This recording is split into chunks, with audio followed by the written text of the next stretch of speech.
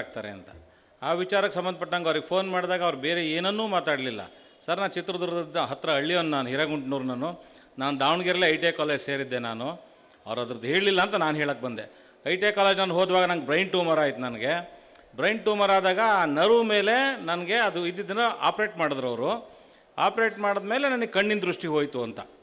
ಆವಾಗ ಇವರು ಡಾಕ್ಟ್ರಿಗೆ ಕೇಳಿದ್ರಂತೆ, ನನಗೆ ಎಷ್ಟು ಸ್ಟಿಚ್ ಹಾಕಿದ್ದೀರಿ ನೀವು ಅಂತೇಳಿ. ಆವಾಗ ಆ ಡಾಕ್ಟ್ರ್ ಹೇಳಿದ್ರಂತೆ, ನಾನು ಎಷ್ಟು ಸರಿ ನೀವು ಕಟ್ ಅಂತ ಅನ್ನಿಸ್ತೀನಲ್ಲ ಅಷ್ಟು ಸ್ಟಿಚ್ ಹಾಕಿದ್ದೀನಿ ಅಂತ. ಆಮೇಲೆ ಇವರು ಹೇಳಿದ್ದು 52 ಸರಿ ಡಾಕ್ಟ್ರು ಕಟ್ ಅನಿಸಿದ್ರು, ನನಗೆ 52 ಸ್ಟಿಚ್ ಹಾಕಿದ್ದಾರೆ ಇಲ್ಲಿ ತನಕ ಅಂತ ಹೇಳಿ.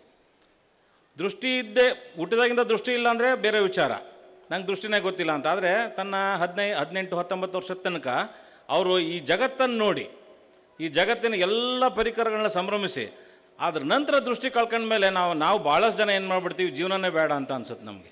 ಆದರೆ ಅವ್ರು ಅದನ್ನು ಕಳ್ಕೊಂಡ ನಂತರನೂ ಅವ್ರ KSಗೆ ನಾನು ಓದ್ತಾ ಇದ್ದೆ ಅಂತ ಆಗಲೇ ಹೇಳಿದ್ರು. ಒಂದು ಡಿಗ್ರಿ ಕಾಲೇಜಿಗೆ ಪ್ರಾಧ್ಯಾಪಕರಾಗೋಂಥದ್ದು ಎಷ್ಟು ಕಷ್ಟದ ಕೆಲಸ ನಮಗೆಲ್ಲ ಗೊತ್ತಿರೋ ಅಂಥದ್ದು. ಅದನ್ನು ಚಾಲೆಂಜಿಂಗಾಗಿ ತೊಗೊಂಡು ಒಂದು ಡಿಗ್ರಿ ಕಾಲೇಜಿಗೆ ಇವತ್ತು ಸಹ ಪ್ರಾಧ್ಯಾಪಕರಾಗಿ ಗಜೇಂದ್ರಗಢದಲ್ಲಿ ಕೆಲಸ ಮಾಡ್ತಾ, ನಾನು ಕರೆದ ತಕ್ಷಣ ದಾವಣಗೆರೆಗೆ ಬರಬೇಕು ಅಂತ ಅವ್ರಿಗೆ ಏನು ಅನ್ನಿಸ್ಲಿಲ್ಲ. ಬರಬೇಕು ಅನ್ನೋದು ಏನು ಇಲ್ಲ. ಯಾಕೆಂತ ಹೇಳಿದ್ರೆ ಅಷ್ಟು ದೂರಿಂದ ಪ್ರವಾಸ ಮಾಡೋಂಥ ದೊಡ್ಡ ಕೆಲಸ. ನಾನು ಎಲ್ಲರ ಬೇರೆ ಊರಿಗೆ ಕರೆದ್ರೆ, ನಿಮ್ಮನ್ನು ಕರೆದ್ರೆ ನಾವು 100 ಸರಿ ಯೋಚನೆ ಮಾಡ್ತೀವಿ, ನಂಗೆ ಪ್ರವಾಸ ಮಾಡೋಕ್ಕಾಗತ್ತಾ 200 ಕಿಲೋಮೀಟ್ರ್ 300 ಕಿಲೋಮೀಟ್ರ್ ಅಂತ. ಅವ್ರು ಏನನ್ನೂ ಮಾತಾಡಿದೆ, ಸರ್ ದಾವಣಗೆರೆ ನಂಗೆ ತವ್ರ ಮನೆ ಇದ್ದಂಗೆ, ನಾನು ಓಡಾಡಿರೋಂಥ ದಿನಗಳಿದ್ದಾವೆ, ನಾನು ನೋಡಿರೋಂಥ ಸ್ಥಳಗಳಿದ್ದಾವೆ, ನೀವು ಕರೀತಾ ಇದ್ರಿ, ತುಂಬ ಖುಷಿಯಿಂದ ನಾನು ಇಲ್ಲಿಗೆ ಬರ್ತೀನಿ ಅಂತ ಹೇಳಿದ ಟೈಮಿಗೆ ಬಂದರು. ಅವ್ರಿಗೆ ನಾನು ಮಾತಾಡುವಾಗ ಹೇಳಿದ್ದೆ, ನಾನು ಎಷ್ಟೊತ್ತು ಮಾತಾಡಬೇಕು ಅಂದರು. ಸರ್ ನಿಮ್ಮೊಂದು 15-20 ನಿಮಿಷ ಅವಕಾಶ ಆಗುತ್ತೆ ಉದ್ಘಾಟನಾ ಭಾಷಣಕ್ಕೆ ಅಂತ ಹೇಳಿದೆ. ಕರೆಕ್ಟಾಗಿ 6:30ಕ್ಕೆ ಸ್ಟಾರ್ಟ್ ಮಾಡಿದರು. ಅವ್ರ ಕೈಲಿ ವಾಚ್ ಇಲ್ಲ, ವಾಚ್ ನೋಡ್ಕೊಳ್ಳಿಲ್ಲ. 6:50 ಕರೆಕ್ಟಾಗಿ ನಿಲ್ಲಿಸಿದ್ರು ಅವ್ರು 20 ನಿಮಿಷಕ್ಕೆ. ಎಷ್ಟು ಟೈಮ್ ಸೆನ್ಸ್ ಇದೆ ನಮಗೇನಿದೆ ಅದರ 10ರಷ್ಟು ಅಥವಾ 100ರಷ್ಟು ಅವ್ರಿಗಿದೆ.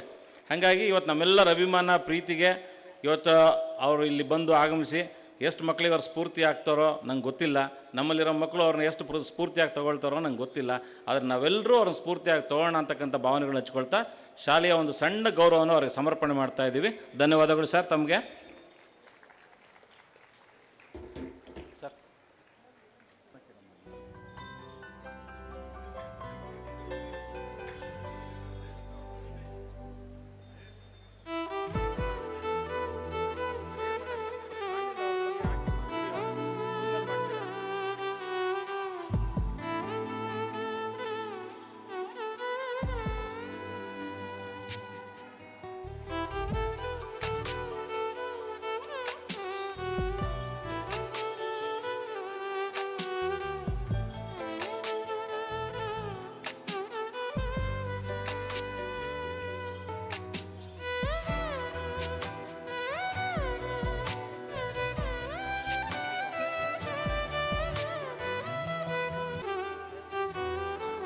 Thank you, sir, for receiving the token of love, respect and sincere gratitude.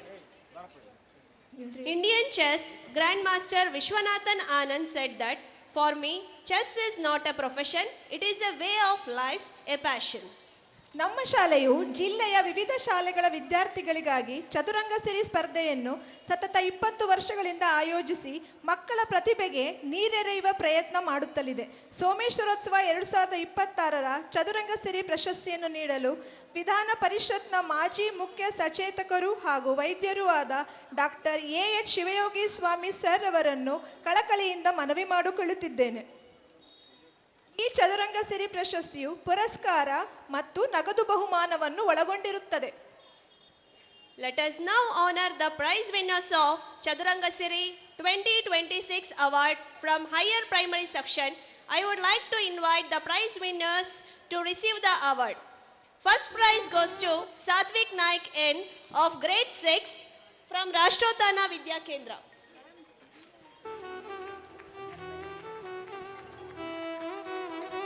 The prize includes memento and ₹5,000 cash.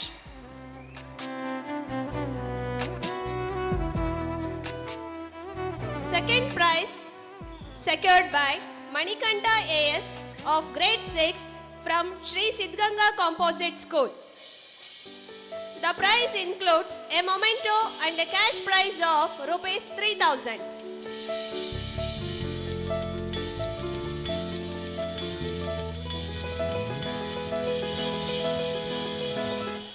Third prize goes to Kushi K of grade 7 from Sri Kesari Public School, Attigere. The prize includes a memento.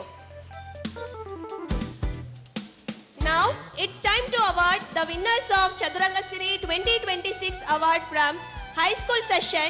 First prize goes to Vaibhav K. Gowda of grade 10 from Rashtrotana Vidya Kendra. The prize includes a memento and a cash prize of rupees 5,000. Thank you, sir, for encouraging our young talents. Your presence made this moment memorable.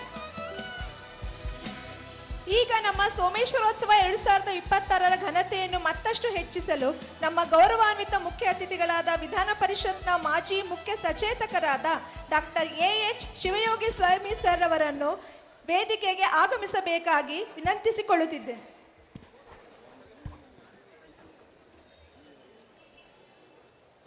ಸೋಮೇಶ್ವರೋತ್ಸವ 2026ರ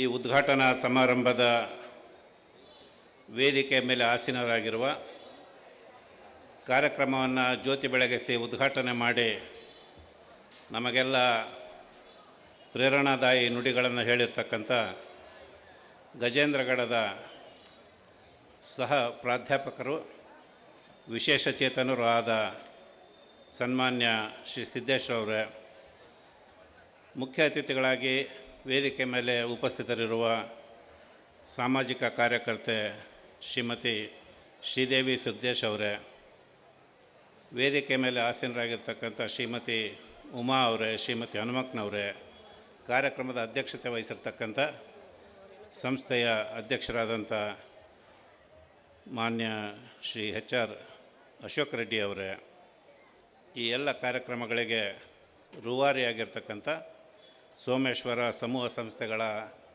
ಗೌರವ ಕಾರ್ಯದರ್ಶಿಗಳಾಗಿರ್ತಕ್ಕಂಥ ಸಂಸ್ಥಾಪಕರಾದಂಥ ಆತ್ಮೀಯರಾದ Shri KM Suresh ಅವರೇ, ಈ ಕಾರ್ಯಕ್ರಮದಲ್ಲಿ ಭಾಗವಹಿಸಿರ್ತಕ್ಕಂಥ ಎಲ್ಲ ಬೋಧಕೇತರ ಸಿಬ್ಬಂದಿಯವರೇ, ಪೋಷಕರೇ, ಆತ್ಮೀಯ ವಿದ್ಯಾರ್ಥಿನಿಯರೇ, ಮಾಧ್ಯಮದ ಮಿತ್ರರೇ,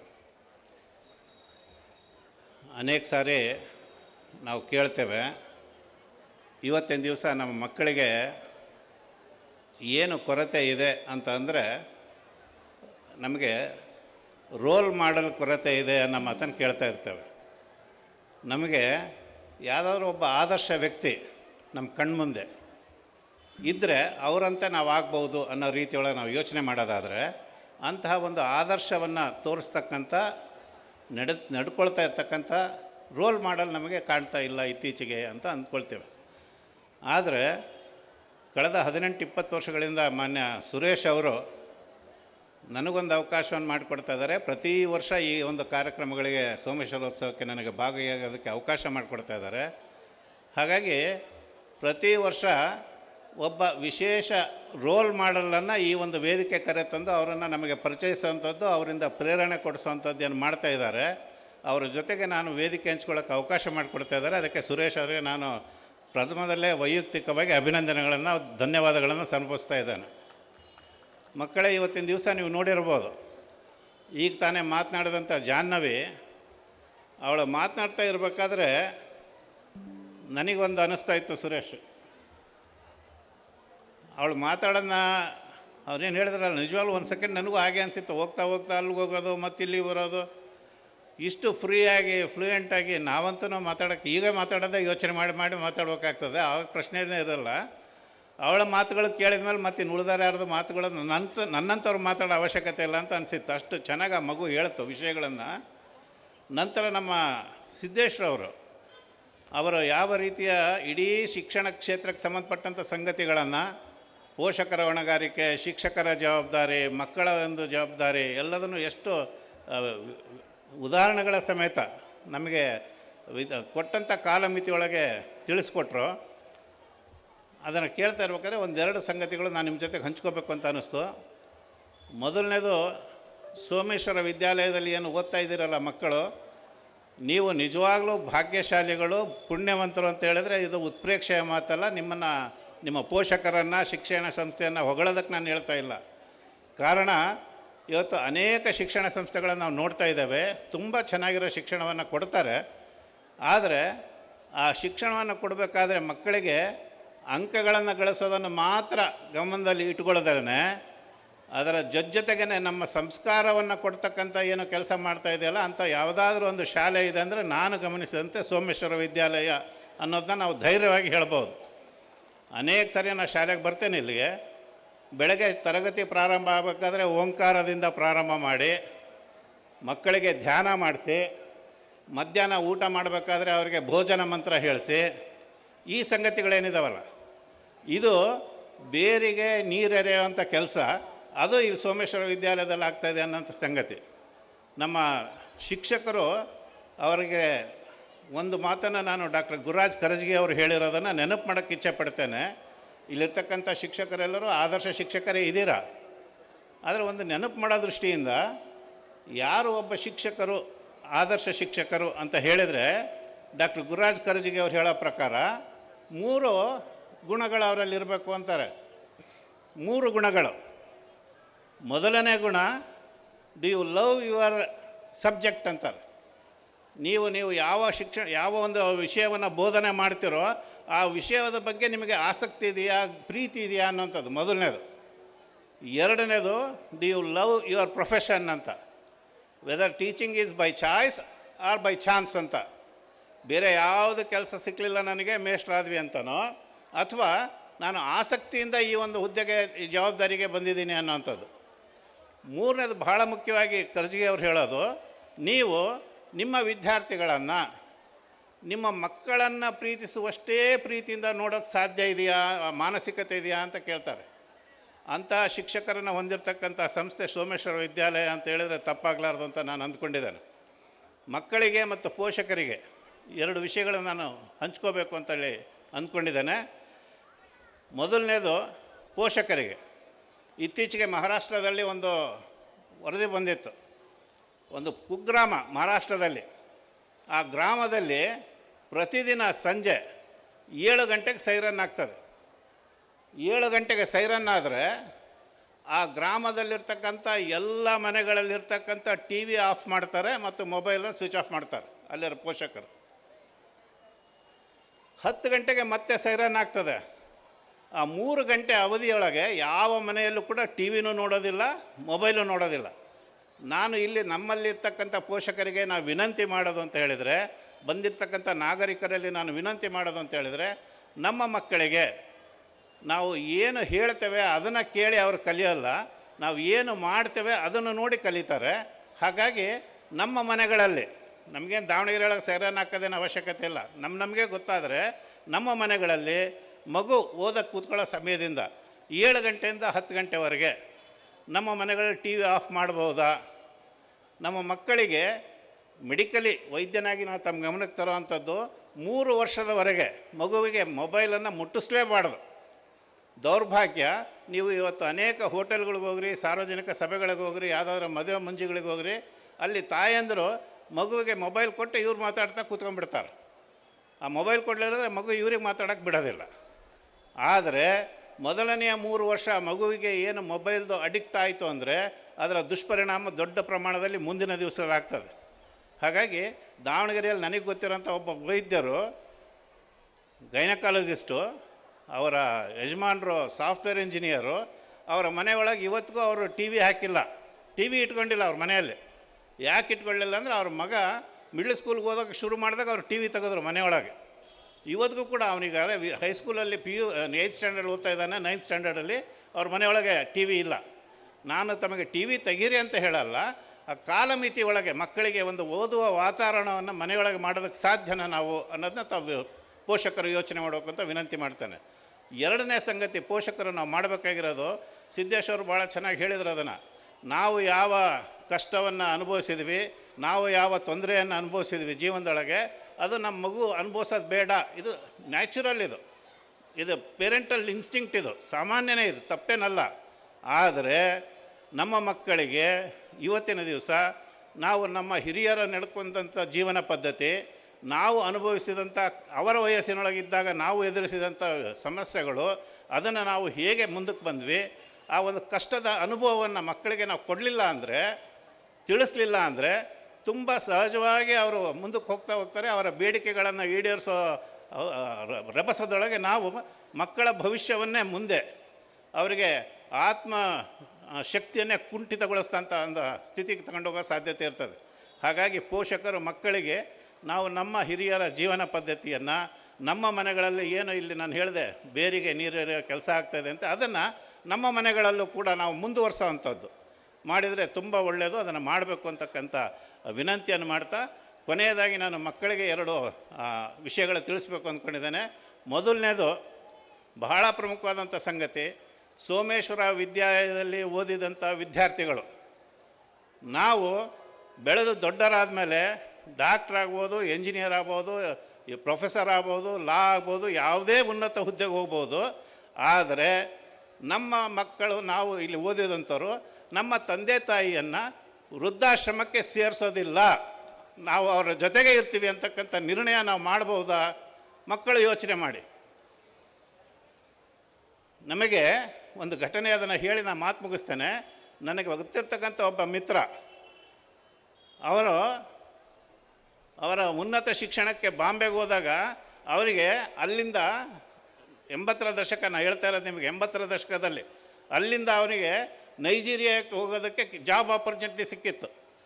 ಅವತ್ತಿನ ದಿವಸ 80ರ ಇಸ್ವಿ ಒಳಗೆ 10,000 ರೂಪಾಯಿ ಅವ್ರಿಗೆ ಒಂದು ತಿಂಗಳಿಗೆ ಸಂಬಳತ್ತು. ದಾವಣಗೆರೆಯಿಂದ ಹೋಗಿದ್ದ ಅವನು ಹುಡುಗ. ಅವ್ರ ತಂದೆಗೆ ಲೆಟ್ರ್ ಬರ್ದ, ನನಗೆ ನೈಜೀರಿಯಾಗೆ ಕೆಲಸಕ್ಕೆ ಸಿಗ್ತಾ ಇದೆ, ನಾ 10,000 ರೂಪಾಯಿ ಸಂಬಳ ಇದೆ, ಸಿಗುತ್ತೆ, ನಾನು ಹೋಗ್ಬಹುದಾ, ನಾನು 2 ವರ್ಷ ಇದ್ದು ಬರ್ತೀನಿ ಅಂತ. ಅವ್ರ ತಂದೆ ಅವನಿಗೊಂದು ಪತ್ರ ಬರೆದ್ರು, ಸ್ವಲ್ಪ ಮಾತಾಡೋದೈತೆ ಬಂದು ಹೋಗು ಅಂದ್ರೆ ಅವ್ರಿಗೆ. ಅವ್ರ ತಂದೆ 2ನೇ ಕ್ಲಾಸ್ ಗ್ರ್ಯಾಜುಯೇಟ್ ಅವರು. ಕರೆದ್ರು ಮಗನ್ನ. ಅವ್ನು ಬಂದಮೇಲೆ ಅವನಿಗೆ ಕೇಳಿದ್ರು, ಏನಪ್ಪ ನಿಂದು ಯೋಚನೆ ಅಂತ. ಅವನು ಹೇಳ್ದ, ಇಲ್ಲ ಬಾಂಬೆಯಿಂದ ನಾನು ನೈಜೀರಿಯಾಕ್ಕೆ ಹೋಗ್ತೀನಿ, ನಂಗೆ 10,000 ರೂಪಾಯಿ ಸಂಬಳ ಸಿಗ್ತಾಯಿದೆ, ಒಳ್ಳೆ ಕೆಲಸ ಸಿಗ್ತದೆ ಅಂತ. ಆವಾಗ ತಂದೆ ಹೇಳಿದ್ರು ಅವನಿಗೆ, ನೀನು ಓದೋಕ್ಕೆ ಅಂತ ಹೋಗ್ತೀನಿ ಅಂತ ಹೋಗಿದ್ದೆ, ನೀನೇನಿದ್ರು ಓದು ಮುಗಿಸ್ಕೊಂಡು ವಾಪಸ್ ದಾವಣಗೆರೆಗೆ ಬರೋದಾದರೆ ನೀನು ಹೋಗು, ಇಲ್ಲ ಬಾಂಬೆಗೆ ಹೋಗಬೇಡ ಅಂದ್ರೆ ಅವರು. 2ನೇ ಮಾತು ಅವ್ರು ಹೇಳಿದ್ದು, ನಾವು ನಿನ್ನನ್ನು ಸಾಕಿ ಬೆಳೆಸಿ ಕಷ್ಟಪಟ್ಟು ದೊಡ್ಡರನ್ನು ಮಾಡಿದ್ದು ಯಾಕೆ ಅಂದರೆ ನಮ್ಮ ಅಂತ್ಯಕಾಲದೊಳಗೆ ನಮ್ಮ ವಯಸ್ಸಾದಾಗ ನಮ್ಮನ್ನು ನೀನು ನೋಡ್ಕೋಬೇಕು ಅಂತ ನಾವು ನಿಮ್ಮನ್ನು ಬೆಳೆಸಿದ್ದೀವಿ. ನೀನು ಬೇರೆ ಬೇರೆ ದೇಶಕ್ಕೆ ಹೋಗಿ ದುಡ್ಡು ಮಾಡ್ಕೊಂತ ನೀನಿರೋದಾದರೆ ನಾವೇನು ಮಾಡಬೇಕಿಲ್ಲಿ ಅಂತ ಇವತ್ತು ಮನೆಗಳು ಕೂಡ ನಾವು ಇವತ್ತಿನ ವೃದ್ಧಾಶ್ರಮ ಆಗ್ತಕ್ಕಂಥ ಸ್ಥಿತಿಯನ್ನು ನೋಡ್ತಾ ಇದ್ದೇವೆ. ಅದರಿಂದ ಹೊರಗೆ ಬರಬೇಕು ಸಮಾಜ ಅನ್ನೋದಾದರೆ ಮಕ್ಕಳು ಏನೇ ಓದಲಿ, ಎಷ್ಟೇ ಓದಲಿ, ಬ್ಯಾಕ್ ಟು ಸ್ಕ್ವೇರ್ ಒನ್ ಅಂತ ತಮ್ಮ ಪೋಷಕರ ಜೊತೆ ಇರೋ ರೀತಿ ಒಳಗೆ ನಿರ್ಣಯ ಮಾಡಿದರೆ ಆಗ ನಮ್ಮ ಒಂದು ಸುಂದರ ಮನೆ, ಸುಂದರ ಗೃಹಸ್ಥ ಜೀವನ, ಸುಂದರ ಸಮಾಜವನ್ನು ನಿರ್ಮಾಣ ಮಾಡೋದಕ್ಕೆ ತನ್ಮೂಲಕ ಒಂದು ಸಮೃದ್ಧಿಯುತ ಶಕ್ತಿಶಾಲಿ ರಾಷ್ಟ್ರ ನಿರ್ಮಾಣ ಮಾಡೋಕ್ಕೆ ಸಾಧ್ಯ ಆಗ್ತದೆ. ಅದನ್ನು ನಾವು ಮಾಡೋಣ ಅಂತಕ್ಕಂಥ ಮಾತನ್ನು ಹೇಳ್ತಾ, ನನಗೆ ಈ ಸಂದರ್ಭದಲ್ಲಿ ಮತ್ತೊಮ್ಮೆ ಸುರೇಶ್ ಮತ್ತು ಅವರ ತಂಡದವರಿಗೆ ಹೃತ್ಪೂರ್ವಕ ಅಭಿನಂದನೆಗಳನ್ನು ಸಲ್ಲಿಸಿ, ಅವರು ಏನು ಈ ರೀತಿ ಪ್ರತಿ ವರ್ಷ ಮೇಲ್ಪಂಕ್ತಿ ಕೊಡ್ತಕ್ಕಂಥ ವ್ಯಕ್ತಿಗಳನ್ನು ಕರ್ಕೊಂಬರ್ತಾರೆ, ಅವರ ಮಾತುಗಳನ್ನು ಕೇಳೋದಷ್ಟೇ ಅಲ್ಲ, ಅದನ್ನು ಪಾಲಿಸುವಂಥ ಪ್ರಯತ್ನ ನಾವೆಲ್ಲ ಮಾಡಬೇಕು ಅಂತಕ್ಕಂಥ ವಿನಂತಿ ಮಾಡಿ ತಮಗೆಲ್ಲ ಶುಭ ಹಾರೈಸಿ ಮಾತು ಮುಗಿಸ್ತೇನೆ. ನಮಸ್ಕಾರ. ಡಾಕ್ಟರ್ ಶಿವಯೋಗಿ ಸ್ವಾಮಿ ಸರ್ ಅವರು ವೃತ್ತಿಯಲ್ಲಿ ಡಾಕ್ಟ್ರು, ಪ್ರವೃತ್ತಿಯಲ್ಲಿ ಶಿಕ್ಷಕರವ್ರು. ಆ್ಯಕ್ಚುಲಿ ನಮ್ಮ ಶಾಲೆಗೆ ಭಾಳ ಸರಿ ಅವ್ರು ವಾರಕ್ಕೊಂದು 3 ರಿಂದ 4 ಸರಿ ಅಂತೂ ಬರ್ತಾರೆ. ಬಂದ ತಕ್ಷಣ ಅವ್ರು ಆಫೀಸ್ ರೂಮಿಗೆ ಹೋಗಲ್ಲ, ನನ್ನ ಚೇಂಬರಿಗೆ ಬರೋಲ್ಲ, ಫಸ್ಟ್ ಬೋರ್ಡ್ ಹತ್ರ ಹೋಗ್ತಾರೆ. ಬೋರ್ಡ್ ಹತ್ರ ಎಲ್ಲ ಹೋಗಿ ಏನು ಡ್ರಾಯಿಂಗ್ ಮಾಡಿದ್ದಾರೆ, ಯಾವ ಕೊಟೇಶನ್ ಬರೆದಿದ್ದಾರೆ ಅದನ್ನೆಲ್ಲ ನೋಡ್ತಾರೆ. ಆದರೆ ಒಂದಾದರೂ ತಪ್ಪಿರುತ್ತೆ, ಅದನ್ನ ಹೇಳಿ ಹೋಗ್ತಾರೆ. ಹಾಗೆ ನಮ್ಮ ಶಿಕ್ಷಕರು ಹೆಂಗಾಗಿದ್ದಾರೆ ಅಂತ ಹೇಳಿದರೆ, ಡಾಕ್ಟ್ರು ಬಂದು ನೋಡ್ತಾರೆ ಅನ್ನೋ ಕಾರಣಕ್ಕೆ ಭಾಳ ಜವಾಬ್ದಾರಿಯಿಂದ ಅದನ್ನು ನೋಡ್ಕೊಂಡು ಒಂದು ತಪ್ಪಿಲ್ಲದೆ ಬರೆಯೋದು ಪ್ರಯತ್ನ ಮಾಡ್ತಾರೆ. ಯಾಕೆ ಈ ಮಾತು ಹೇಳಿದೆ ನಾನು ಅಂದರೆ, ಮನೆಗೆ ನಮ್ಮ ತಪ್ಪನ್ನು ಹೇಳೋಂಥ ಒಬ್ಬ ಯಜಮಾನ ನಮ್ಮ ಜೊತೆಗಿದ್ದ ಅಂದರೆ ನಮ್ದುಗಳು ತಪ್ಪು ಕಡಿಮೆ ಆಗುತ್ತೆ ಅಂತ. ಆ ಕಾರಣಕ್ಕೆ ಅವ್ರು ನಮ್ಮ ಶಾಲೆಗೆ ನನ್ನ ಅತ್ಯುತ್ತಮ ನನ್ನ ಮಾರ್ಗದರ್ಶಕರು ಹೌದು. ನನ್ನ ಶಾಲೆಗೆ ಅವರು ಎಲ್ಲ ಸಂದರ್ಭದಲ್ಲೂ ನಂಗೆ ಬ್ಯಾಕಪ್ ಮಾಡ್ತಾರೆ. ಅದ್ರ ಜೊತೆಗೆ ಅವ್ರಿಗೆ ಒಂದು ಕತೆ ಹೇಳಿರಲ್ಲ, ನಾನು 20 ವರ್ಷದಿಂದ ಅವ್ರ ಜೊತೆಗಿದ್ದೀನಿ, ತುಂಬ ಹತ್ತಿರದಿಂದ. ಅವ್ರು ಹೇಳೋ ಕಥೆಯಲ್ಲಿ ಒಂದು 99 ಅವ್ರ ಜೀವನದೆಲ್ಲ ನನಗೆ ಗೊತ್ತಿದೆ. ಅಷ್ಟು ನೀನು ವಾಪಸ್ ದಾವಣಗೆರೆಗೆ ಬರಲೇಬೇಕು ಅಂತ ಹೇಳಿದಂಥ ಪುಣ್ಯಾತ್ಮ ಯಾರಂದ್ರು ಅಪ್ಪಾಜಿ ಎಸ್ ತಿಪ್ಪಯ್ಯನವರು. ಅವ್ರ ಮಾತನ್ನು ಕೇಳಿ ಬಂದು ದಾವಣಗೆರೆಗೆ ಇರೋಂಥ ಡಾಕ್ಟರ್ ಶಿವಯೋಗಿ ಸ್ವಾಮಿಯವರು, ಬೇರೆ ಯಾರು ಅಲ್ಲ. ಹಾಗಾಗಿ ನಿಮ್ಮೆಲ್ಲರ ಪರವಾಗಿ ಒಂದು ಧನ್ಯವಾದಗಳನ್ನ ಅರ್ಪಣೆ ಮಾಡ್ತಾ ಒಂದು ಶಾಲೆಯ ಗೌರವವನ್ನು ಸ್ವೀಕಾರ ಮಾಡಬೇಕಾಗಿ ವಿನಂತಿ ಮಾಡ್ಕೊಳ್ತೀನಿ. ತುಂಬು ಹೃದಯದ ಕೃತಜ್ಞತೆಗಳು ಸರ್. ವಾಪಸ್ ಅವ್ರು ದಾವಣಗೆರೆಗೆ ಬಂದಿದ್ದಕ್ಕೆ ನಮಗೊಂದು ಅಸೆಟ್ ಆದರು. ಹಾಗಾಗಿ ಒಂದು ದೊಡ್ಡ ಚಪ್ಪಾಳೆ ತಟ್ಬೋದು ಅಂತ ಅನ್ಸುತ್ತೆ ಎಲ್ಲರೂ.